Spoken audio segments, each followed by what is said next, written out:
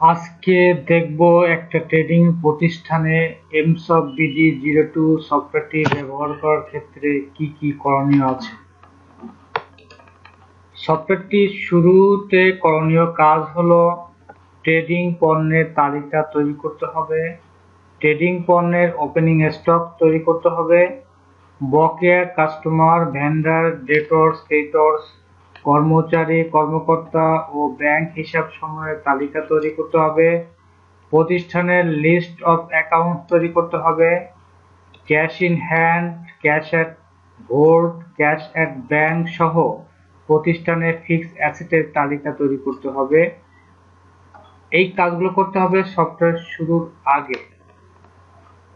এরপর সফটওয়্যার শুরু হয়ে গেলে তখন যে কাজগুলো করতে হবে সেটা হলো প্রতিদিনের ট্রেডিং তথ্য তালিকাভুক্ত করা। অর্থাৎ ট্রেডিং বলতে আমরা বুঝি কোনো পণ্য ক্রয় বিক্রয়, ক্রয় ফেরত, বিক্রয় ফেরত সম্পর্কিত তথ্য তালিকাভুক্ত করা। প্রতিদিনের অ্যাকাউন্টস ট্রানজেকশন তালিকাভুক্ত করা। অ্যাকাউন্টস ট্রানজেকশন বলতে বুঝি প্রতিদিনের journal, receive voucher, payment voucher ইত্যাদি, এগুলোকে তালিকাভুক্ত করা। সফটওয়্যারের নিয়মিত কাজ হলো এই দুটোই। পরবর্তী কাজ হচ্ছে রিপোর্ট দেখা। রিপোর্ট আমরা সাধারণত দুইভাবে দেখে থাকি: সফটওয়্যার চলাকালীন অর্থাৎ সফটওয়্যার চালানোকালীন রিপোর্ট দেখা এবং সফটওয়্যার চালানোর পরে অন্য যে কোনো সময় রিপোর্ট দেখা। সফটওয়্যার চালানোকালীন যেসব রিপোর্ট আমরা দেখে থাকি: নির্দিষ্ট পণ্যের স্টক, নির্দিষ্ট কাস্টমারের বকেয়া, লেনদেনকালীন সময়ের ক্যাশ ইন হ্যান্ড, লেনদেনকালীন সময়ের cash at hold, cash at bank ইত্যাদি। ক্যাশ অ্যাট হোল্ড বলতে বোঝাচ্ছে এইটা যে কিছু টাকা সাধারণ ট্রানজেকশন থেকে তুলে নিয়ে মালিকের নিজস্ব একটা ভোল্টে রেখে দেওয়া হয়, পরের দিনে আবার ক্যাশ ইন হ্যান্ডে সেখান থেকে নেওয়া হয়, এটাকে বলা হচ্ছে cash at volt. Cash at bank বলতে ব্যাংকে যে অ্যাকাউন্টগুলো পরিচালনা করা হয় এটাকে বোঝানো হচ্ছে। অন্য যে কোনো সময় যে রিপোর্টগুলো দেখে থাকি সেটা হচ্ছে কাস্টমারদের একটা লিস্ট তৈরি করা, কাস্টমারদের লেজার দেখা, কাস্টমারদের লিস্ট এন্ড সামারি দেখা, স্টক লিস্ট দেখা, স্টক লেজার দেখা, স্টক লিস্ট এন্ড সামারি দেখা, ডেইলি ক্যাশ বুক দেখা, periodically receive payment statement, common income expenditure ও প্রফিট স্টেটমেন্ট দেখা, ব্যালেন্স শিট ও অন্যান্য বিভিন্ন ধরনের রিপোর্ট দেখা। এটি হচ্ছে এমসব BD02 সফটওয়্যারটি ব্যবহার করার ক্ষেত্রে সাধারণত যে কাজগুলো করে থাকি সেগুলোর সংক্ষিপ্ত আলোচনা। এখন দেখা যাক আমরা কিভাবে সফটওয়্যারটি পরিচালনা করব এবং রিপোর্টগুলো দেখব। আমাদের স্বাভাবিক নিয়ম অনুযায়ী ডেস্কটপে একটা শর্টকাট কি করে দেওয়া আছে, সেখানে ডবল ক্লিক করলাম। ডবল ক্লিক করলে সফটওয়্যারের লগ ইন ফর্মটা ওপেন হয়ে গেল। সফটওয়্যারটি পরিচালনা করছে Aziz plate product. Default user name admin, password default, এই পাসওয়ার্ড হচ্ছে অন। ওকে বাটনে ক্লিক করলাম। সফটওয়্যারের ওপেনিং স্ক্রিনটা ওপেন হয়ে গেল। আমাদের এখানে যে বর্ণনাগুলো করেছিলাম প্রথম করণীয় যে কাজগুলো, ট্রেডিং পণ্যের তালিকা করতে হবে এখান থেকে ট্রেডিং গুডস। আমি ট্রেডিং গুডসে ক্লিক করলাম, আমার ট্রেডিং পণ্য তালিকাভুক্তি ফর্মটা ওপেন হয়ে গেল। এই ফর্মের এটা হচ্ছে এন্ট্রি বাটন, অ্যাড এবং এডিট, এটা হচ্ছে ম্যানিপুলেশন বাটন। আমরা হোমে দিয়ে বেরিয়ে গেলাম। দ্বিতীয় কাজটি ছিল হচ্ছে পণ্যের ওপেনিং স্টক তৈরি করা, অর্থাৎ যে তারিখে আমি ব্যবসাটা শুরু করছি সেই তারিখে আমার স্টকে যে পণ্যগুলো আছে তার পরিমাণটা লিখতে হবে। সেটা লিখবো, এখানে যাব, এই বাটনে ক্লিক করার পরে আমার এখানে পারচেজ থাকবে। এই পারচেজ ফর্মটা ওপেন করব। ওপেন করে যে তারিখে ব্যবসাটা শুরু করতে চাই সেই তারিখটি দিব এবং অ্যাড বাটনে ক্লিক করে পণ্যগুলো তালিকাভুক্ত করব। বেরিয়ে গেলাম। পরবর্তী কাজ হচ্ছে বকেয়া কাস্টমার, ভেন্ডার, ডেটরস, ক্রেডিটরস, কর্মচারী, কর্মকর্তা ও ব্যাংক হিসাব সমূহের তালিকা তৈরি করা। এই কাজটি করার জন্য আমরা এই বাটনে ক্লিক করব। এই বাটনে ক্লিক করে আমরা এরকম একটা ফর্ম পাবো। সেখানে দেখতে পাচ্ছেন যে staff information, customer information, party information, executive information, bank information ইত্যাদি। তবে ব্যবসার ধরন অনুযায়ী আমরা বিভিন্ন ধরনের ক্যাটাগরির পার্সনদের তথ্য তালিকাভুক্তির স্ক্রিন আমরা তৈরি করে দেই। তবে এখানে যদি কাস্টমারের তথ্য এন্ট্রি করতে চাই সেটাকে ক্লিক করব, সেই ধরনের ফর্ম ওপেন হবে। এখানে যদি আমি পার্টি ইনফরমেশন চাই সে ধরনের ফর্ম ওপেন হবে। এখানে যদি এক্সিকিউটিভদের ইনফরমেশন চাই সে ধরনের ফর্ম ওপেন হবে। আবার এখানে যদি ব্যাংকের ইনফরমেশন চাই সে ধরনের ফর্ম ওপেন হবে। আবার যদি স্টাফদের ইনফরমেশন চাই সে ধরনের ফর্ম ওপেন হবে। এক এক ধরনের ফর্ম কিন্তু এক এক ধরনের তথ্য আমরা রাখতে পারবো। হোম দিয়ে বেরিয়ে গেলাম। আমাদের পরবর্তী কাজটা হচ্ছে প্রতিষ্ঠানের লিস্ট অফ অ্যাকাউন্ট তৈরি করা। লিস্ট অফ অ্যাকাউন্টস তৈরি করতে হবে। এখানে জেনারেল অ্যাকাউন্ট, লিস্ট এবং গ্রুপিং এই বাটনটা ক্লিক করে এখানে আপনার 10 ধরনের অ্যাকাউন্টস ক্যাটাগরি করা হয়েছে। ক্যাশ ইন হ্যান্ড অর্থাৎ আপনার cash account, bank accounts, income account, expenditure account, capital accounts, payable accounts, fixed asset, receivable accounts, stock in trade and long term account, long term liabilities. এগুলোকে আমরা এখানে entry করব। এইটা হচ্ছে এন্ট্রি ফর্ম। এখানে আছে যে রেকর্ড ম্যানিপুলেশনের জন্য। হোম দিয়ে বেরিয়ে গেলাম। পরবর্তী যেটা করতে বলছেন সেটা cash in hand, cash at board, cash at bank সহ প্রতিষ্ঠানের ফিক্সড অ্যাসেট তালিকাভুক্ত করতে হবে। এই জিনিসটা করার জন্য আমরা এই বাটনটাতে ক্লিক করব এবং এখানে আমি ওপেনিং ক্যাশ, ওপেনিং ক্যাশ এট বোর্ড, ক্যাশ এট ব্যাংক এগুলো সবই আমরা এখানে এন্ট্রি করব। এইগুলোর মাধ্যমে আমরা হচ্ছে এন্ট্রি করব, এডিট করব, আর এখানে ম্যানিপুলেট করব। এখানে ডে ওয়াইজ ম্যানিপুলেট করব। হোম দিয়ে বেরিয়ে গেলাম। সফটওয়্যার নিয়মিত কাজ কিন্তু মূলত এই দুটো, সেটা হচ্ছে প্রতিদিনের ট্রেডিং তথ্য তালিকাভুক্ত করা, প্রতিদিনের অ্যাকাউন্ট ট্রানজাকশন করা। অর্থাৎ এই দুটো ট্রেডিং পণ্য তালিকাভুক্ত করব, সেইটা পারচেজ, সেল, পারচেজ রিটার্ন এবং সেল রিটার্ন। আর প্রতিদিনের অ্যাকাউন্ট ট্রানজাকশন করব এই দুটো দিয়ে। কখনো কখনো কিন্তু আমরা এই দুটো দিয়েও করব, সেটা হচ্ছে ডেবিট ভাউচার এবং ক্রেডিট ভাউচারের মাধ্যমে করতে পারি। এখানে কি হচ্ছে, এখানে যদি আমি ক্লিক করি তাহলে ঘটনা ঘটতেছে যে আমি একটা ফর্ম পেলাম। সেখানে 4টা জিনিস আছে: sales stock out, purchase stock in, sales return অর্থাৎ স্টক ইন, পারচেজ রিটার্ন অর্থাৎ স্টক আউট। আমরা যখন এখানে অ্যাড বাটনে ক্লিক করব তখন কি হচ্ছে, তখন দেখা যাচ্ছে এখানে কাস্টমারের লিস্ট চাচ্ছে, মানে কোন কাস্টমারের কাছে আমি পণ্যটা সেল করলাম। ধরা যাক যে আমরা এখানে এই কাস্টমারের কাছে পণ্যটা সেল করলাম, এর কোনো বাকি নেই।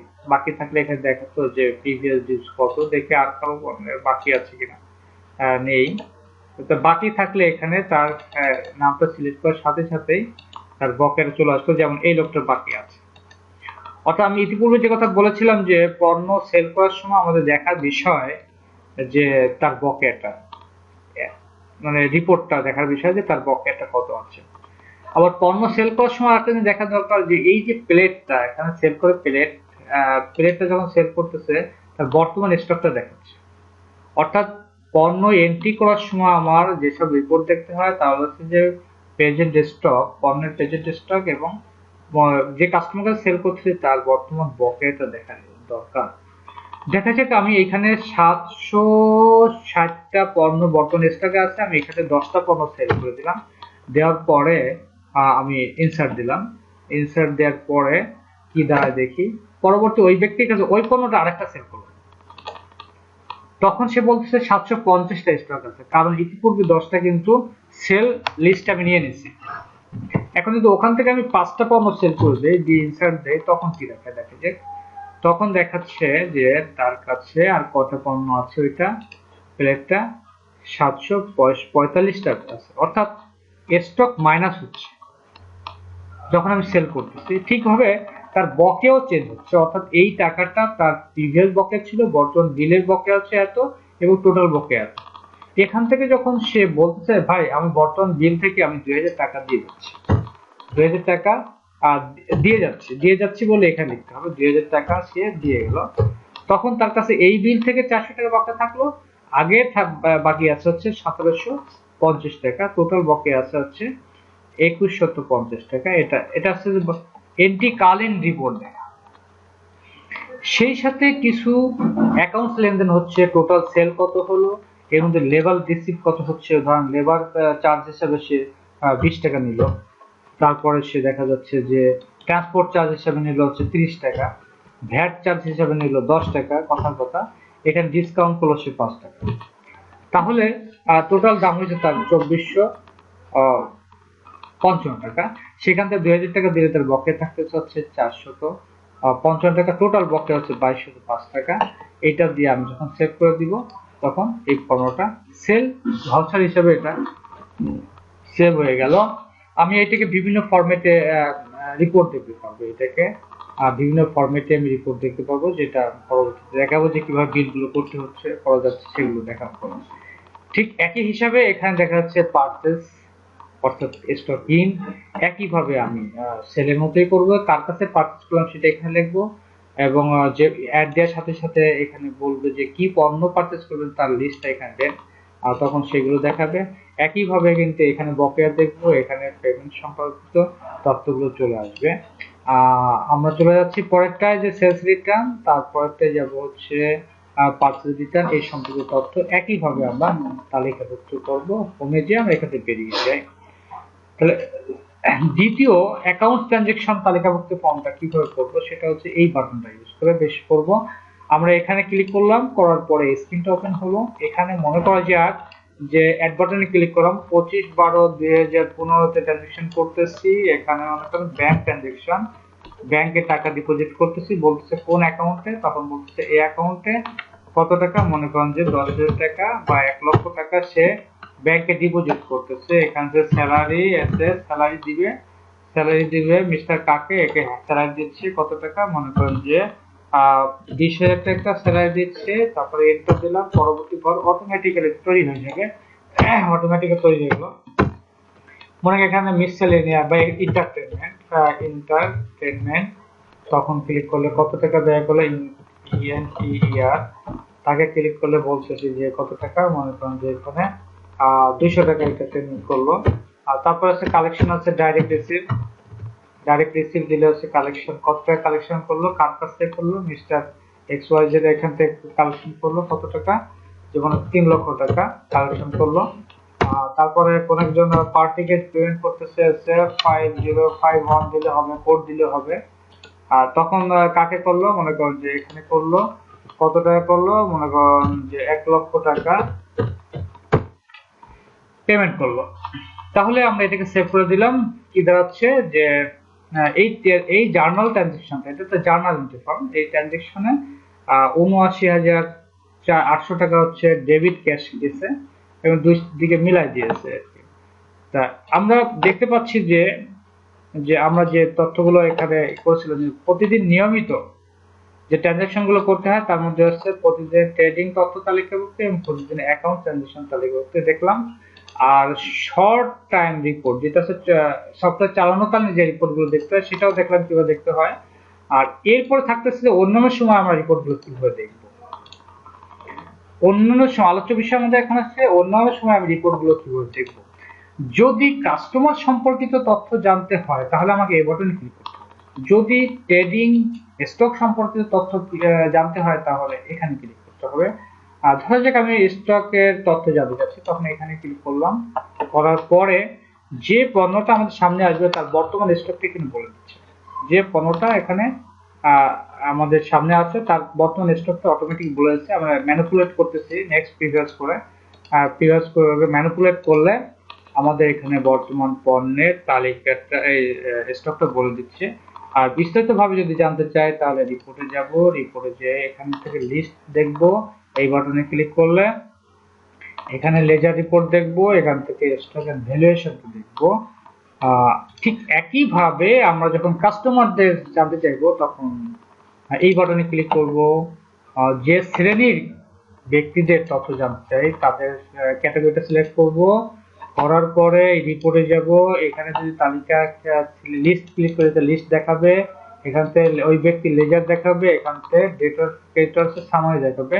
আমরা এখানে তথ্যটা বের করে নিতে পারি ইচ্ছে করলে, এখান থেকে যে কোনো ব্যক্তির তথ্যটা ক্লিক করে বের করে নিতে পারে, নিয়ে তার রেজাল্ট দেখতে পারি ইচ্ছা করলে। আবার লিস্টটা কিন্তু সবই দেখতে পারি। ধরা যাক আমরা লিস্ট উইদাউট পিকচার যদি বলি, তাহলে সমস্ত কাস্টমারদের লিস্ট দেখাবে, কোড ওয়াইজ শর্টিং করে দেখাবে। দেখা যাক এখানে কি আসছে।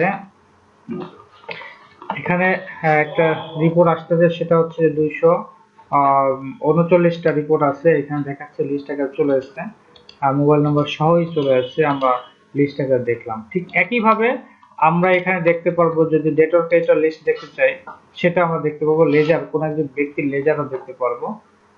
অর্থাৎ দেখা গেল যে কোনো ব্যক্তির লেজার চাইলে বা ব্যক্তি সম্পর্কিত তথ্য পরবর্তী চাইলে এখানে ক্লিক করব, পণ্য সম্পর্কিত তথ্য জানতে চাইলে এখানে ক্লিক করব। এছাড়াও যে রিপোর্টগুলো আমাদের দেখার প্রয়োজন হয় তার মধ্যে অন্যতম হচ্ছে daily cash book, periodical statement, income expenditure and profit statement, balance sheet ও অন্যান্য রিপোর্ট। এই রিপোর্টগুলো দেখার জন্য আমরা যাব হচ্ছে এই যে রিপোর্ট বাটনটা আছে, এখানে দেখেন অ্যাকাউন্ট, আর আছে ইনভেন্টরি এন্ড ট্রেডিং সম্পর্কিত রিপোর্ট। এই রিপোর্টগুলোর মধ্যে আছে daily receive and payment statement, date wise summary transaction statement, তারপর হচ্ছে details cash book, summary cash book, debit credit ledger, sub accounts ledger, accounts ledger, তাহলে accounts ledger, sub account group base, month wise report analysis, daily transaction cost tab, sub accounts wise summary, receive and payment account, income and expenditure account, bank statement, trial balance এবং final account। এখানে আমি trading, collection এবং general transaction statement দেখতে পারবো, trading details statement, trading summary statement এবং trading non trading account with net profit আমি দেখতে পারবো। তাহলে মোটামুটি আমরা একটা আলোচনা করলাম যে একটা সফটওয়্যার শুরু থেকে শেষ পর্যন্ত সাধারণত আমরা কি কি কাজ করে থাকি। যখন আমরা এটাকে বাস্তবে অপারেট করবো তখন আরো সমস্যা করবো এবং সে বিষয়ে আলোচনা করা যাবে। সবাইকে ধন্যবাদ। আমরা এখন বেরোয় যাই, ক্যান্সেল দিয়ে বেরোয় গেলাম। সবাইকে ধন্যবাদ।